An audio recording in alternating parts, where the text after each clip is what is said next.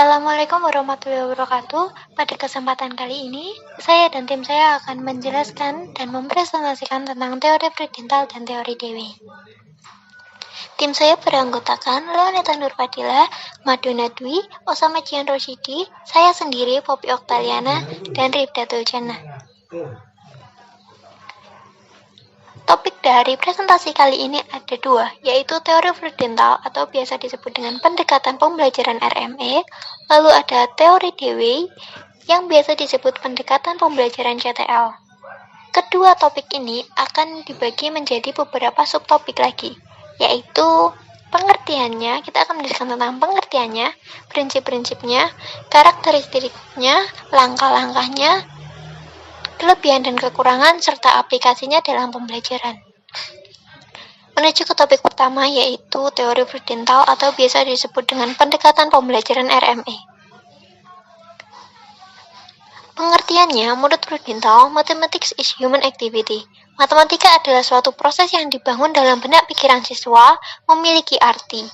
Sehingga matematika tersebut merupakan pengalaman siswa yang kemudian siswa konstruksikan menjadi sebuah proses matematisasi. Dengan begitu, pendekatan RME atau Realistic Mathematics Education merupakan suatu pendekatan yang mengacu pada masalah realistik, sehingga proses pembelajaran yang dilakukan siswa harus berdasarkan suatu konteks yang melingkupi pengalaman atau kehidupan sehari-hari siswa. Dan pembelajaran ini diharapkan akan lebih bermakna bagi mereka.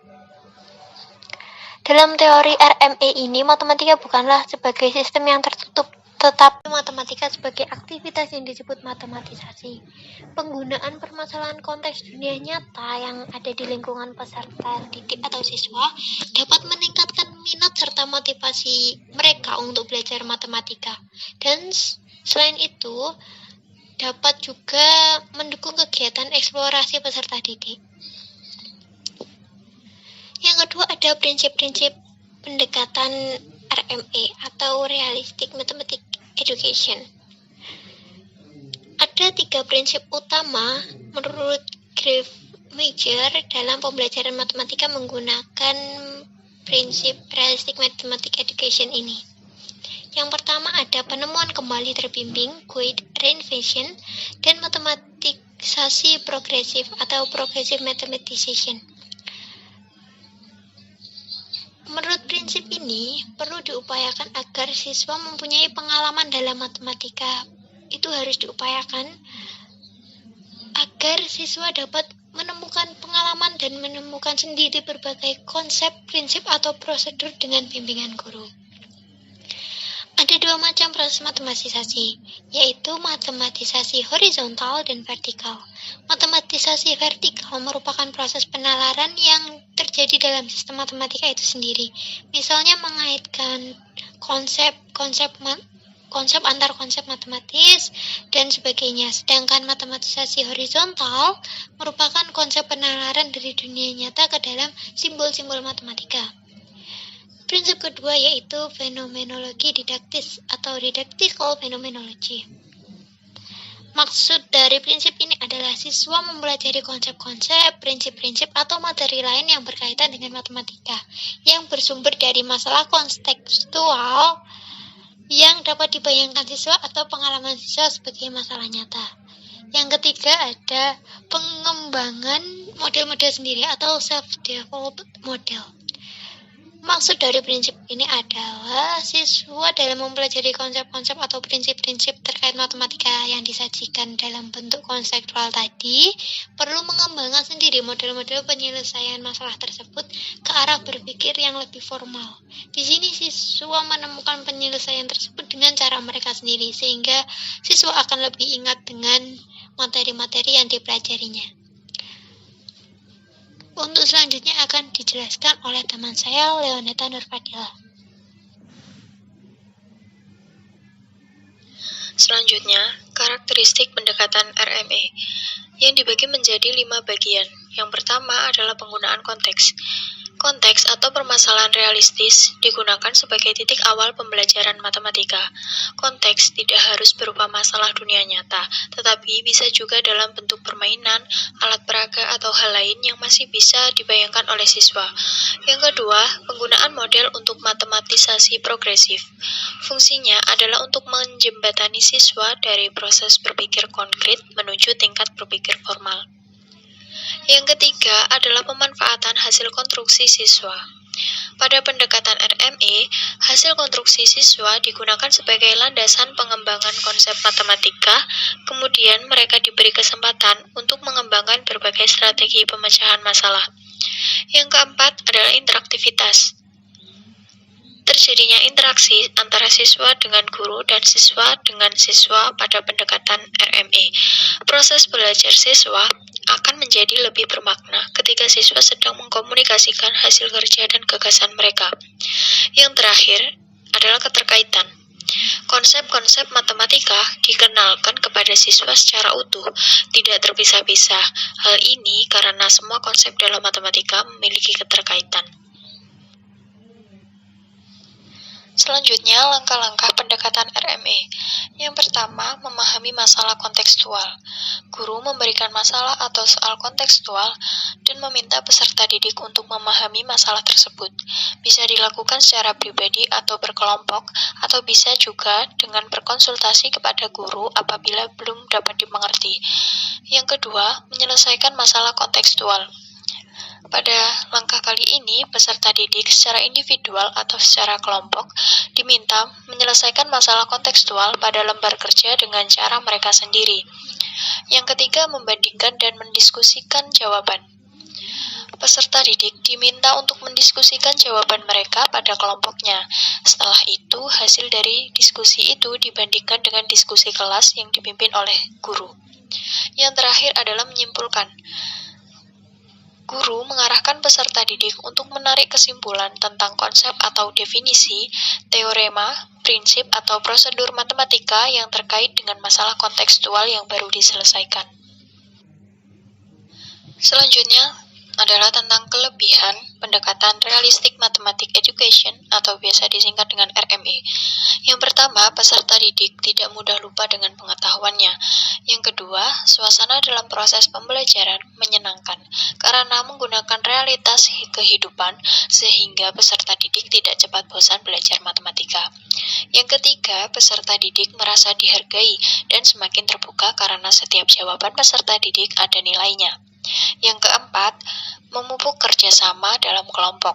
Yang kelima, melatih keberanian peserta didik karena harus menjelaskan jawabannya. Yang terakhir, melatih peserta didik untuk terbiasa berpikir dan mengemukakan pendapat. Kekurangan. 1.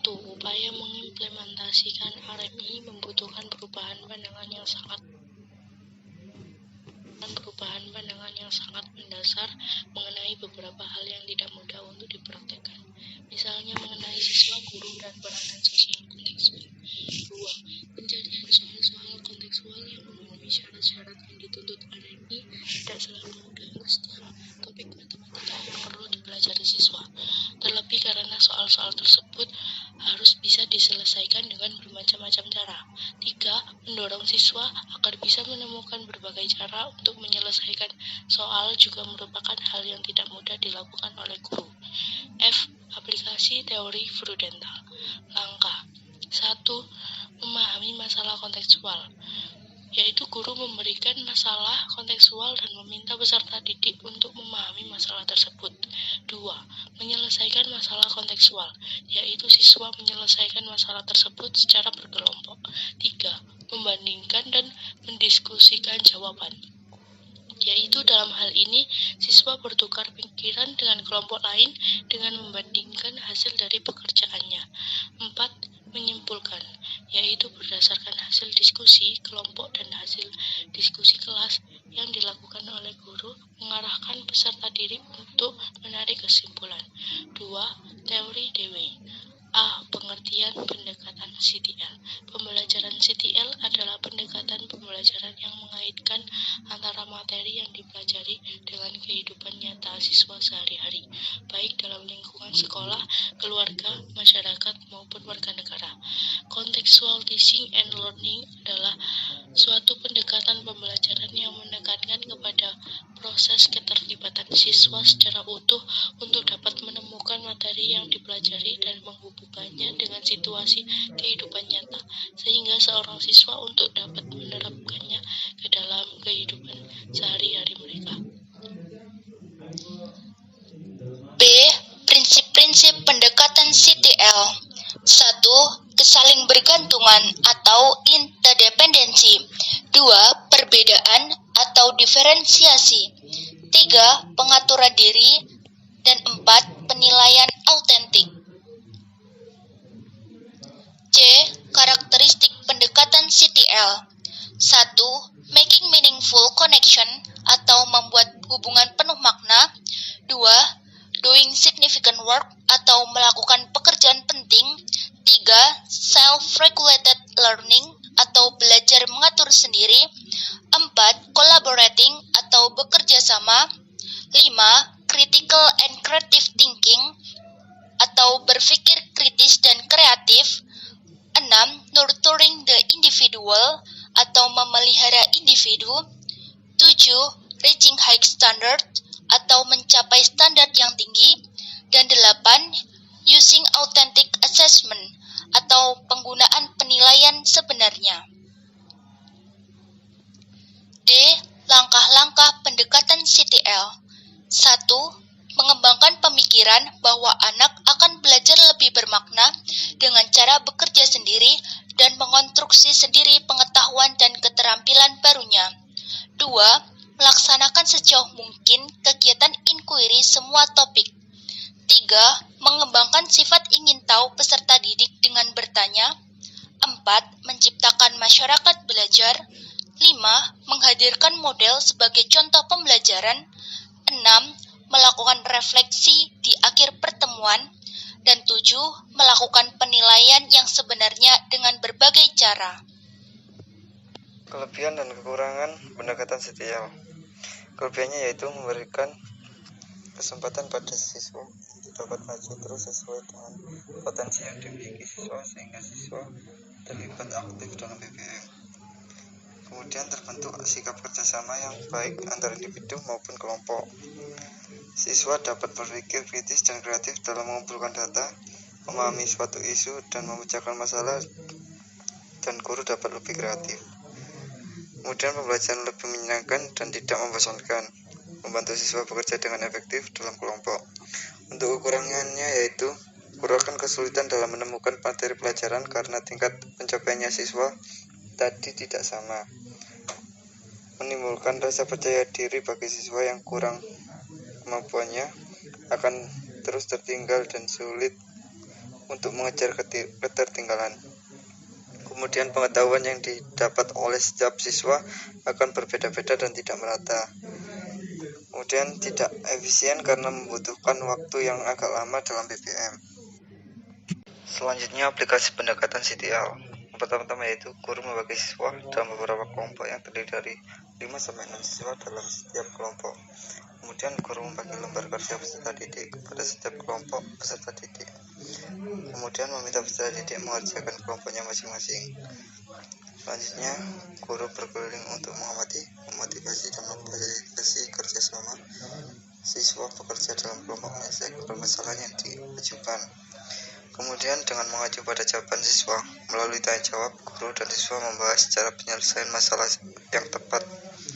Kemudian guru mengadakan refleksi dan menanyakan kepada siswa tentang hal-hal yang dirasakan siswa, materi yang belum dipahami dengan baik, kesan dan pesan selama mengikuti pelajaran.